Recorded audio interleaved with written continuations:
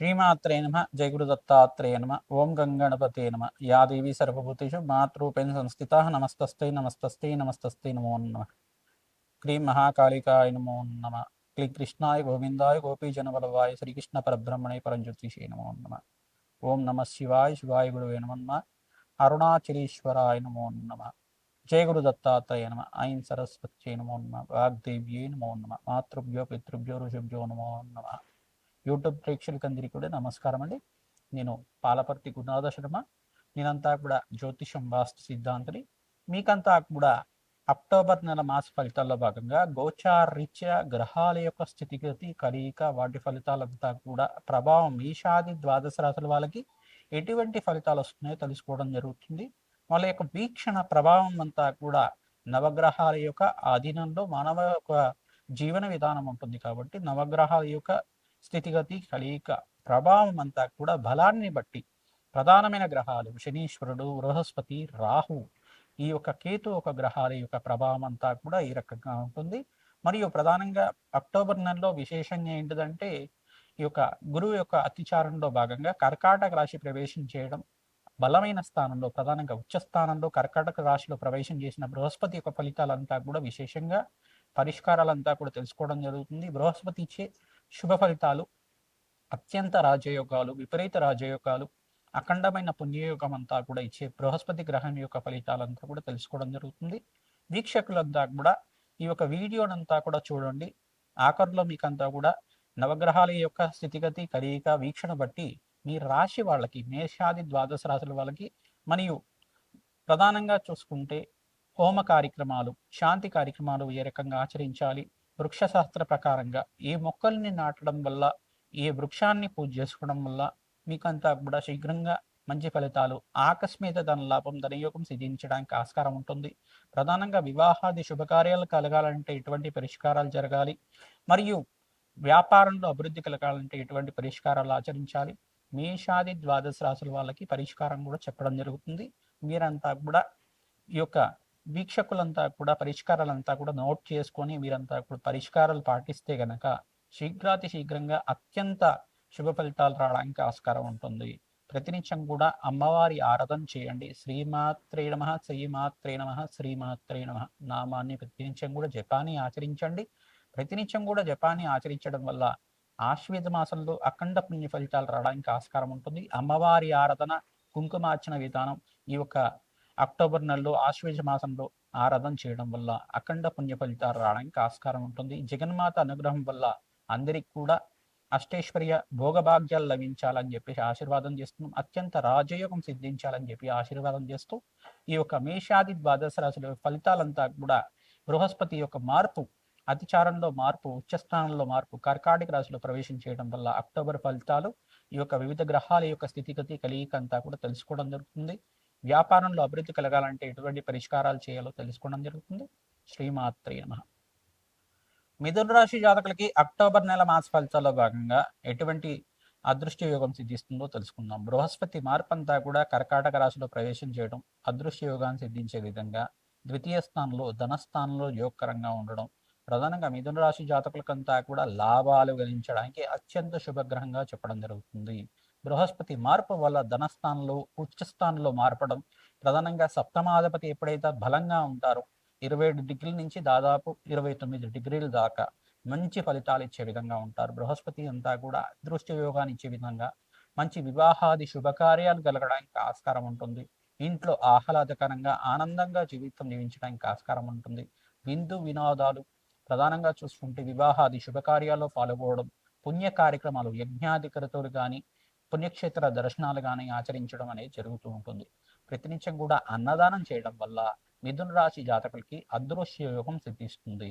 ఈ యొక్క వృక్ష శాస్త్రంలో భాగంగా మీరంతా కూడా రావి మొక్కని అంతా కూడా దేవాలయ ప్రాంగణంలో నాటడం వల్ల అదృష్ట యోగం సిద్ధిస్తుంది.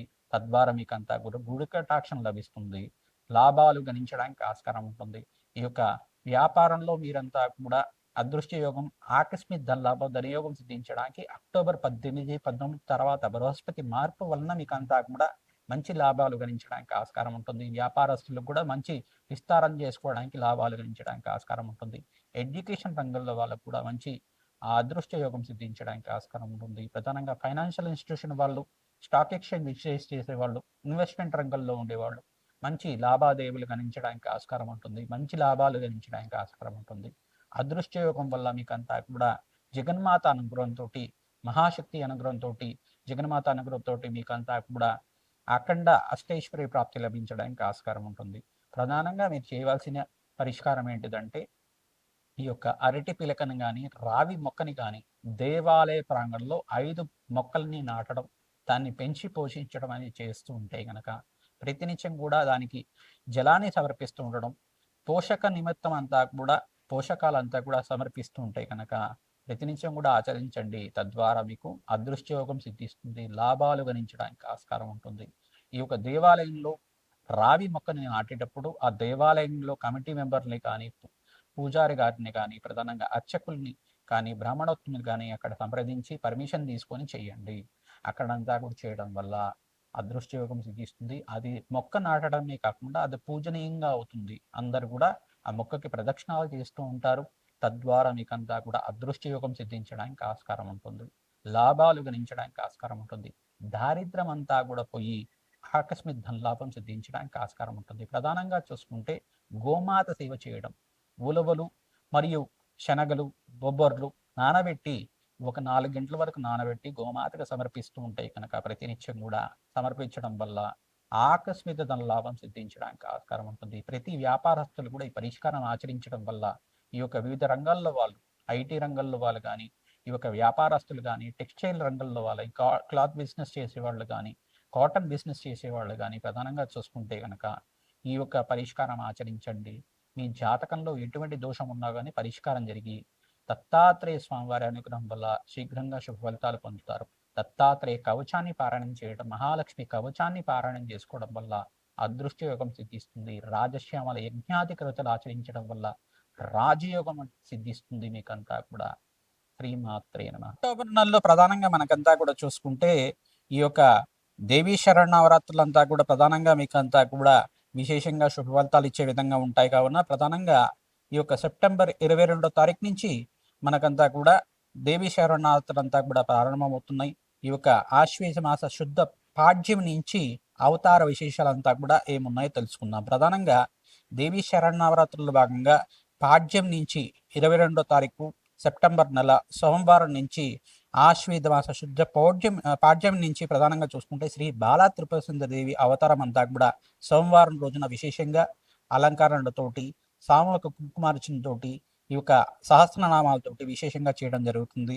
మరియు అమ్మవారికి 2వ అవతారంగా 23వ తారీఖు మంగళవారం రోజున గాయత్రీదేవి అవతారం, శ్రీ గాయత్రీదేవి అవతారంతో విశేషంగా పూజ చేయడం జరుగుతుంది. మరియు 24వ తారీఖున ప్రధానంగా బుధవారం రోజున అన్నపూర్ణాదేవి అవతారం, ప్రధానంగా ఈ యొక్క శాకంబర దేవి అవతారంగా చెప్పడం జరుగుతుంది. ఈ యొక్క కూరగాయలతోటి విశేషంగా అలంకరణ చేయడం, మంచి ఫలితాలు పొందుతూ ఉంటారు. ప్రధానంగా గురువారం రోజున 25వ తారీఖు రోజున ఈ యొక్క అవతారంలో అంతా కూడా చూసుకుంటే కాత్యాయని దేవి అవతారం అనేది చెప్పడం జరుగుతుంది. శుద్ధ చవితి ఆ రోజున ప్రధానంగా చూసుకుంటే 4వ అవతారంగా కాత్యాయని దేవి అవతారం. ఈ దసరా నవరాత్రుల్లో ప్రధానంగా దేవి నవరాత్రుల్లో అంతా కూడా చూసుకుంటే 11 అవతారాలు వస్తాయి. ఈసారి మనకంతా కూడా చూసుకుంటే కనుక ఒక అవతారం పెరిగింది, అదే కాత్యాయని అవతారం అని చెప్పేసి అంటారు. ప్రధానంగా 26వ తారీఖు ఈ యొక్క శుక్రవారం రోజున ఆశ్వేద శుద్ధ పంచమి, ఆ రోజున అంతా కూడా చూసుకుంటే చవితి పంచమి అంతా కూడా చూసుకుంటే ఈ యొక్క మహాలక్ష్మి అవతారం అంతా కూడా చేసుకోవడం జరుగుతుంది. శుక్రవారం రోజున మహాలక్ష్మి దేవి అవతారం, మరియు ఇక్కడ శనివారం రోజున పంచమి తిథి అంతా కూడా లలితా త్రిపుర దేవి అవతారం అంతా కూడా 27వ తారీఖునంతా కూడా చేసుకోవడం జరుగుతుంది. ఆదివారం రోజున మనకంతా కూడా చూసుకుంటే 28వ తారీఖు రోజున శుద్ధ షష్ఠి మహాచండీ అవతారం, 28వ తారీఖు మహాచండీ అవతారం షష్ఠి తిథి రోజున అంతా కూడా చేసుకోవడం జరుగుతుంది. ఇప్పుడు మళ్ళీ ప్రధానంగా చూసుకోవాల్సింది ఏంటిదంటే మూలా నక్షత్రయుక్తంగా సరస్వదేవి అవతారం అంతా కూడా 29వ తారీఖు రోజున చేసుకోవడం జరుగుతుంది. మూలా నక్షత్రం ఉన్న సమయంలో సరస్వదేవి అవతారం వచ్చే విధంగా అందరూ కూడా చేసుకుంటూ ఉంటారు. సరస్వదేవి అవతారంలో ప్రధానంగా చూసుకుంటే ఈ యొక్క పుస్తక పూజ అనేది చేసుకోవడం జరుగుతుంది. ప్రధానంగా సరస్వదేవి పూజ, బాలులతోటి ప్రధానంగా ఈ యొక్క విశేషమైన స్తోత్ర పఠనం అంతా కూడా చేయించడం, ఈ యొక్క పుస్తక వితరణ అంతా కూడా చేయడం అనేది చేస్తూ ఉంటారు. ప్రధానంగా సామూహికంగా పిల్లలతోటి విశేషంగా గురు కటాక్షం లభించాలి, ఈ యొక్క సరస్వతి కటాక్షం లభించాలి, విద్యలో మంచి ఉన్నతమైన ఉత్తీర్ణత లభించాలని చెప్పేసి పూజ చేయించడం జరుగుతూ ఉంటుంది. పిల్లలకంతా కూడా పుస్తక వితరణ చేయడం వల్ల అఖండమైన విజయాలు లభించడానికి, సరస్వతి కటాక్షం లభించడానికి ఆస్కారం ఉంటుంది. ప్రధానంగా ఈ యొక్క సప్తమి తిథి రోజున మూలా నక్షత్రం సంభవించింది. సరస్వతిదేవి అవతారం రోజున అమ్మవారికి విశేషంగా అంతా కూడా అలంకరణ చేయడం, అమ్మవారికి కుంకుమార్చన అంతా కూడా ఆచరించడం అనేది చేస్తూ ఉంటారు. ప్రధానంగా మంగళవారం రోజున అంతా కూడా శుద్ధ అష్టమి, దుర్గాష్టమి అంతా కూడా ఈ యొక్క 30 తారీఖు రోజున అంతా కూడా సంభవించింది. దుర్గాదేవి అవతార రూపంలో అంతా కూడా అష్టమి తిథి రోజున అంతా కూడా చేస్తూ ఉంటారు. ఈ రోజున మీరంతా కూడా పసుపు కొమ్ముల మాలనంతా కూడా అమ్మవారికి అంతా కూడా సమర్పించడం, గాజులు సమర్పించడం, విశేషంగా గాజులతో విశేషంగా అలంకరణ చేయడం వల్ల, వివిధ రకాలైన వస్త్రాలతోటి అంతా కూడా అమ్మవారికి అలంకరణ చేయడం వల్ల విశేషమైన శుభ ఫలితాలు పొందుతారు. సువాసిని దేవి పూజ అంతా కూడా ఆచరించడం, ప్రధానంగా దుర్గాష్టమి రోజున అంతా కూడా అన్నదానం చేయడం వల్ల అఖండమైన శుభ ఫలితాలు పొందడానికి ఆస్కారం ఉంటుంది. ప్రతినిత్యం కూడా ఇక్కడ 1వ తారీఖు రోజున, అక్టోబర్ 1వ తారీఖు రోజున, బుధవారం రోజున ప్రధానంగా చూసుకుంటే మహర్నవమి అనేది సంభవించింది. ప్రధానంగా మహిషాసుర మర్దిని అవతారం అనేది సంభవిస్తుంది. ఆ రోజునంతా కూడా ప్రధానంగా వీరంతా కూడా మహిషాసుర మర్దిని అవతారం రోజున విశేషంగా యజ్ఞాతి కృతులు ఆచరించుకోవడం, అఖండమైన శుభ ఫలితాలు పొందడానికి ఆస్కారం ఉంటుంది. ప్రధానంగా సామూహిక కుంకుమార్చనలో భాగంగా ప్రతినిత్యం కూడా ఈ యొక్క పసుపు కొమ్ముల మాలకు కానీ, విశేషమైన మాలలంతా కూడా తామర పూలతో అమ్మవారికి విశేషంగా అర్చన విధానం చేసుకోవడం వల్ల, మల్లెపూలతో అర్చన విధానం చేయడం వల్ల, లక్ష కుంకుమార్చన పూజా విధానం చేసుకోవడం వల్ల ఈ యొక్క శ్రీమాత్రే నమ, శ్రీమాత్రే నమ, శ్రీమాత్రే నమ నామాన్ని జపాన్ని ఆచరించడం, సహస్రనామాలు ఏ యొక్క అవతారానికి ఆ సహస్రనామాలతోటి పారాయణం చేసుకోవడం, కుంకుమార్చనంతా కూడా సామూహిక కుంకుమార్చనలో పాల్గొనడం, దేవాలయ ప్రాంగణంలో కానీ, ఈ యొక్క అమ్మవారి పీఠం పెట్టిన ప్రాంగణంలో కానీ, ఈ మండపాలు పెడుతూ ఉంటారు కమ్యూనిటీలో అంతా కూడా, అపార్ట్మెంట్స్లో కానీ, మీ యొక్క ఈ యొక్క మీ యొక్క ప్రాంతంలో అంతా కూడా అమ్మవారి నవరాత్రులు పెట్టే దగ్గర అంతా కూడా పాల్గొనండి, అన్నదానం చేయడానికి ప్రయత్నం చేసుకోండి. మీకు అంతా కూడా అమ్మవారి అనుగ్రహం అంతా కూడా లభిస్తుంది. అన్నదానం చేయడానికి ప్రయత్నం చేయండి.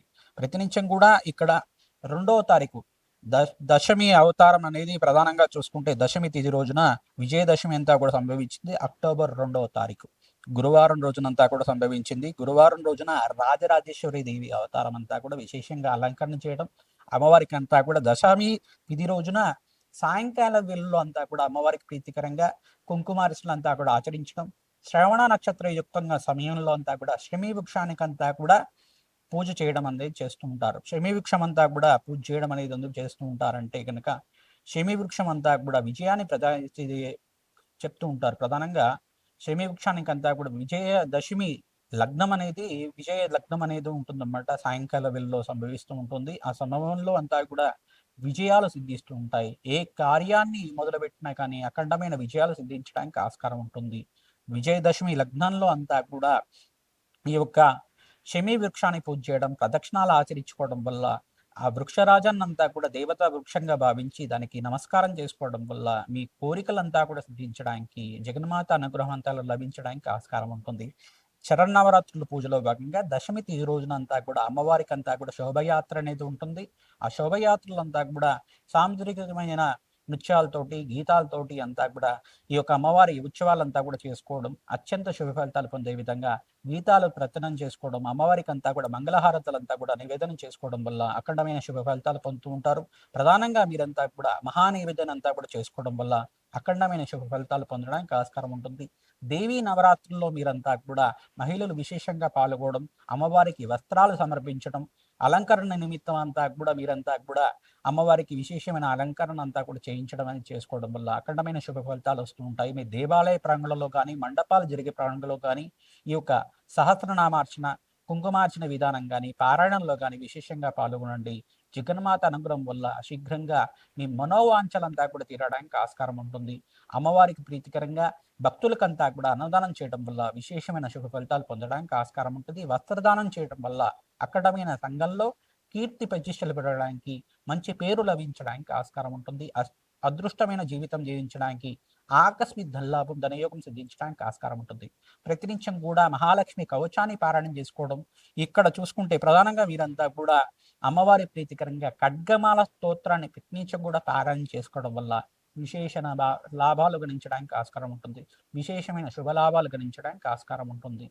అదృష్ట యోగం సిద్ధిస్తుంది. శ్రీ